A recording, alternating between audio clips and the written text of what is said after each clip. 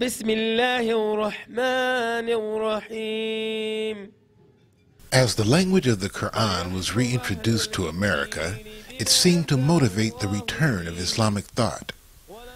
Albanian Muslims opened a mosque in Maine and later in Connecticut.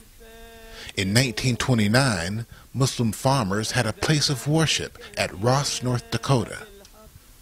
But what is considered to be the first building in North America to be designed exclusively as a mosque was constructed at Cedar Rapids Falls in Iowa.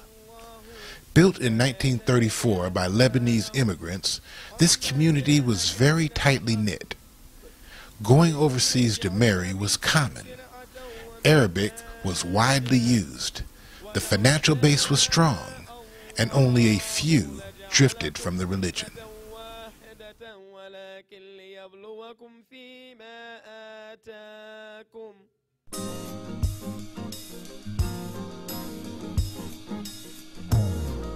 African Americans began to rediscover their heritage around this time.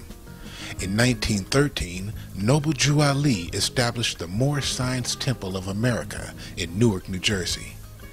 Born Timothy Drew in 1886, he traveled to Egypt, where he learned the messages of the Circle 7 Quran. The Noble Drew Ali movement was very important in our evolutionary progress towards understanding the meaning of and having the desire for freedom, justice, and equality.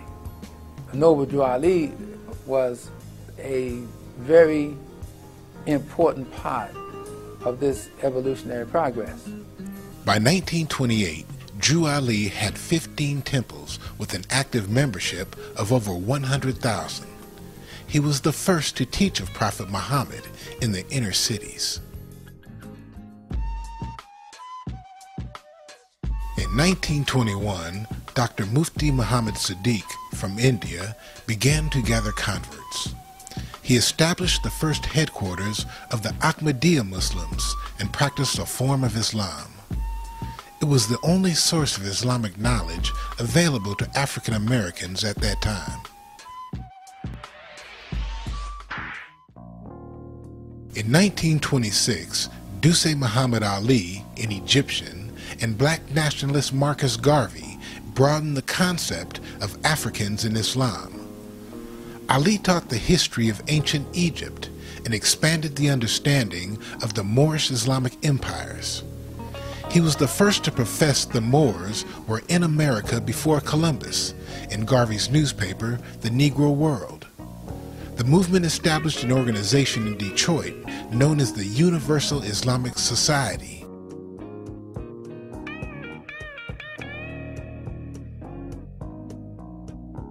In the 1930s, a basic concept of Islam began to find a receptive audience in America's urban centers. One of the greatest proponents among black people was an immigrant silk merchant named Wallace D. Farrard.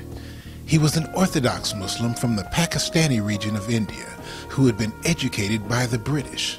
He came to really attract poor, lost blacks who had no hope in their future in this country, who didn't believe that this society would ever give us respect. He came and he attracted them to join him so they can have their separate world, their separate nation. Farrard introduced his new converts to Muslim prayer and proclaimed that the only way African Americans could get out of their condition was to submit to the will of Allah. In a 1933 interview on a radio show in Detroit that included Dr. Albert Einstein, noted scientist and human rights activist, Farrard spoke about awareness and sensitivity. For years now, people who have attended my lectures have been asking me questions about my theory of religion, truth, Islam, Allah, etc., etc. But you see, Mr. Einstein, 95% of the population have made religion and truth something permanent. And is religion and truth permanent? If it is, then it is continuous. And what is continuous is not truth. That is the beauty of truth. It must be discovered from moment to moment.